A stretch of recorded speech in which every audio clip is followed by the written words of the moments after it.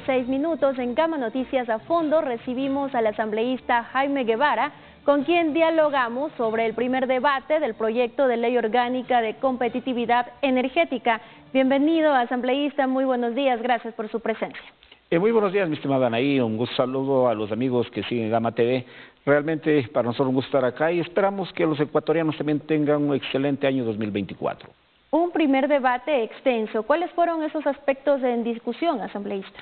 Bueno, debo indicar que es un debate realmente demasiadamente largo, desde las 10 de la mañana hasta las 6:15 de la tarde, en el que las inquietudes de los compañeros asambleístas van en el tema de que es bueno abrir los espacios en que vengan inversiones privadas para que puedan fortalecer el espacio de ya no más apagones.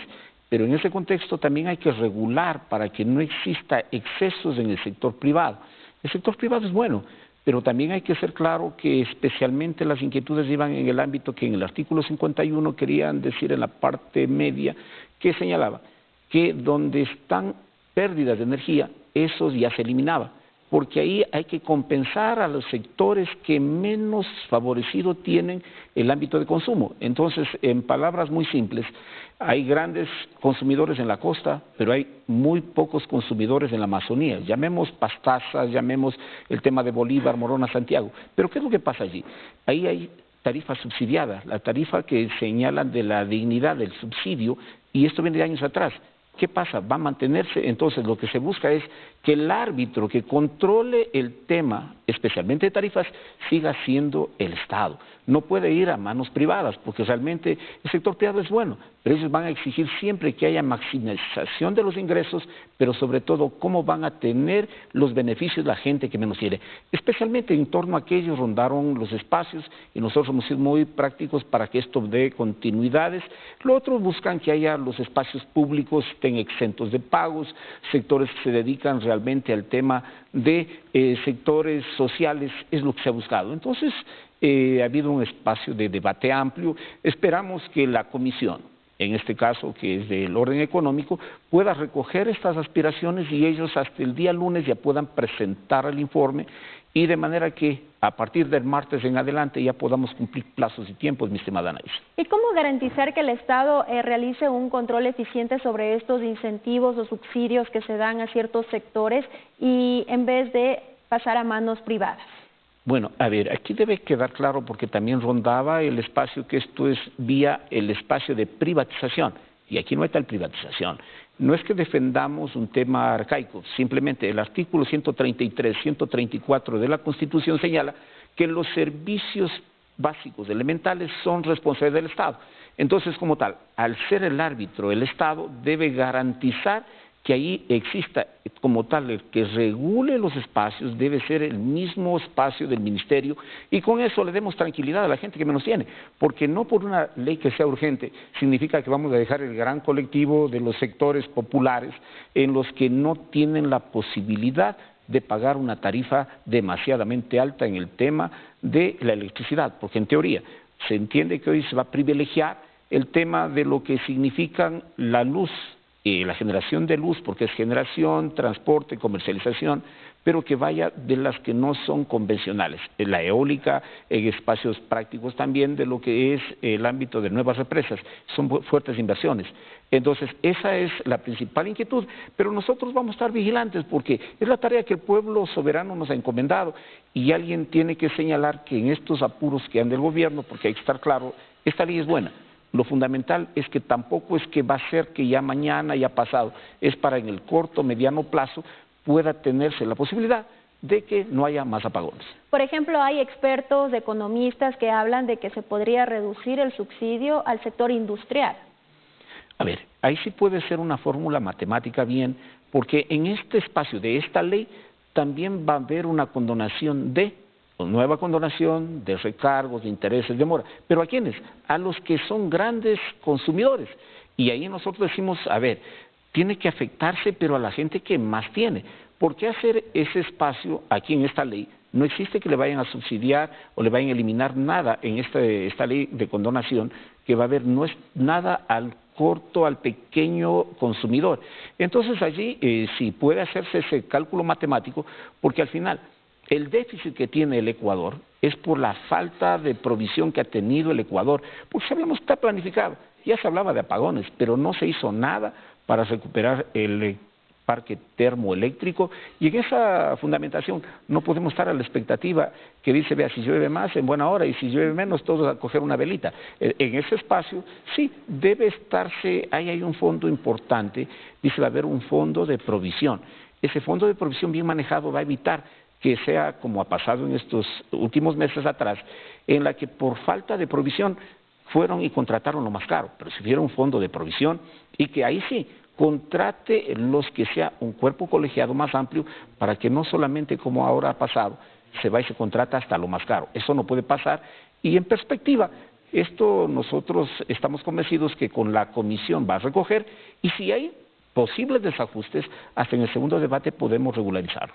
¿Y contempla o no el incremento de la planilla eléctrica? No, de momento no se prevé incrementos porque de acuerdo a los cálculos matemáticos se entiende que si hay mayor producción de energía va a ser más barata. Entonces, si tenemos mayor provisión, debe ser tarifas más a la baja para que también haya estímulos para los productores.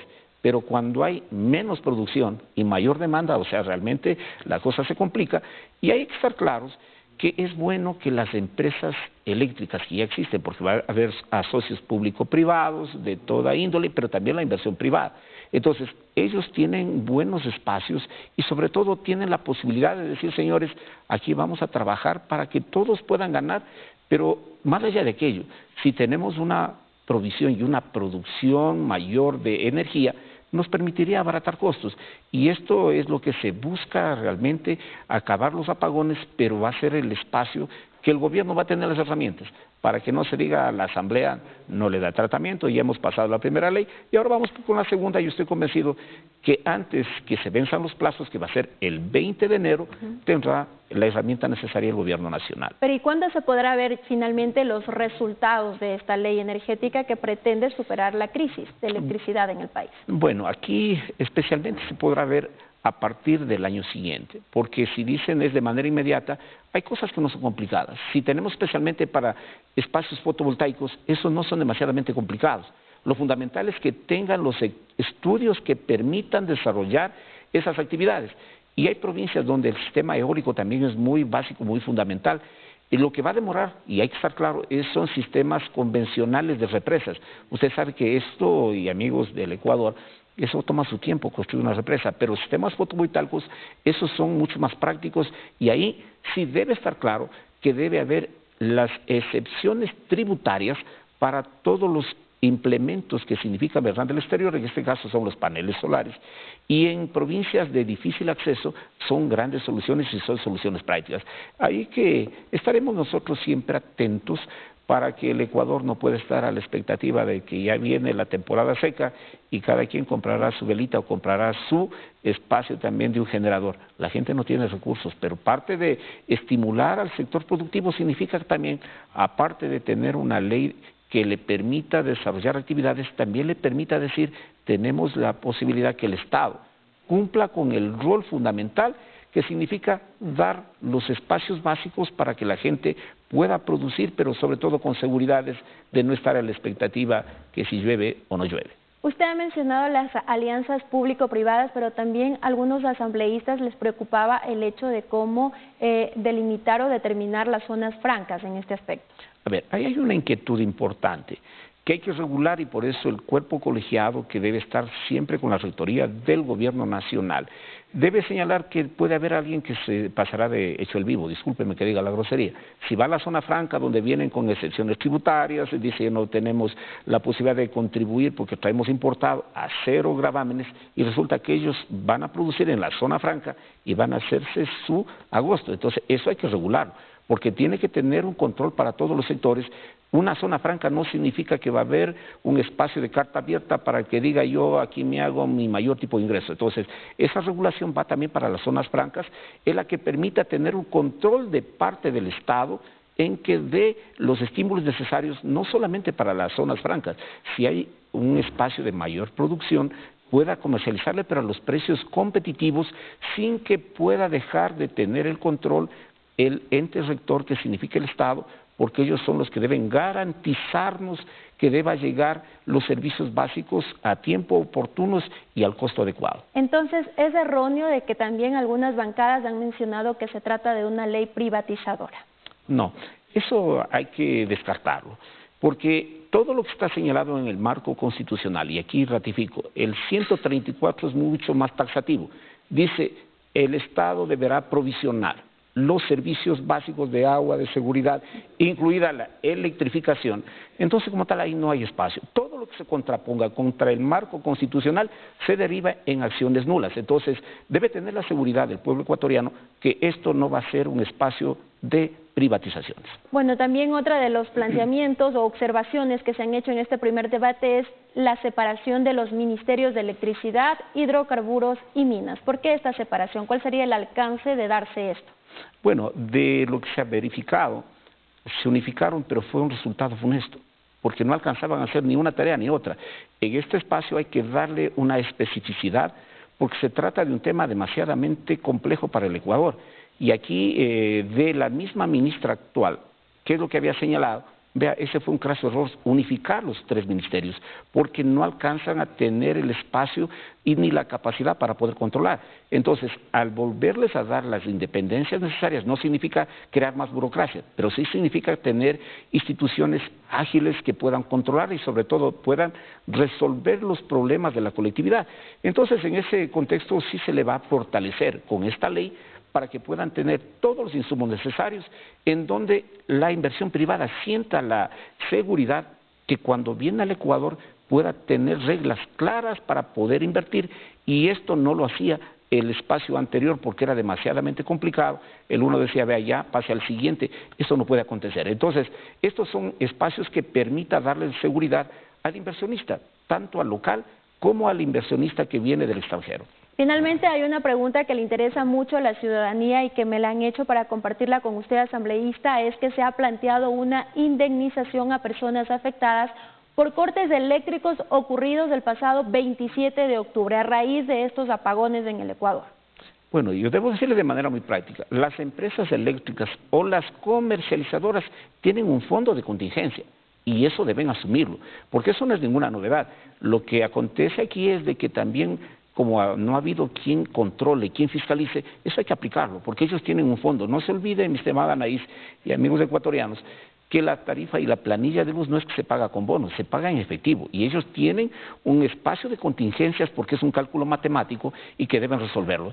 Y ahí nosotros decimos a los amigos conciudadanos que deban hacer las reclamaciones necesarias y estaremos vigilantes para que a través de la Asamblea también se pueda aplicar a través de las comercializadoras, que son empresas eléctricas, que ha habido empresas muy eficientes, y también hay que señalar unas que no son tan eficientes, y en ese contexto para que le puedan dar la tranquilidad que fruto de esos apagones haya evidenciado que ha sido acontecido esos siniestros, también puedan ser resarcidos para la tranquilidad de los ecuatorianos.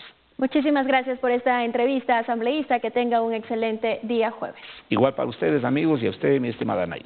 Son las 7 de la mañana con 20 minutos. Estuvimos dialogando con el asambleísta Jaime Guevara. A continuación, después de una breve pausa, estaremos también con el jurista Roberto Calderón. Ya regresamos.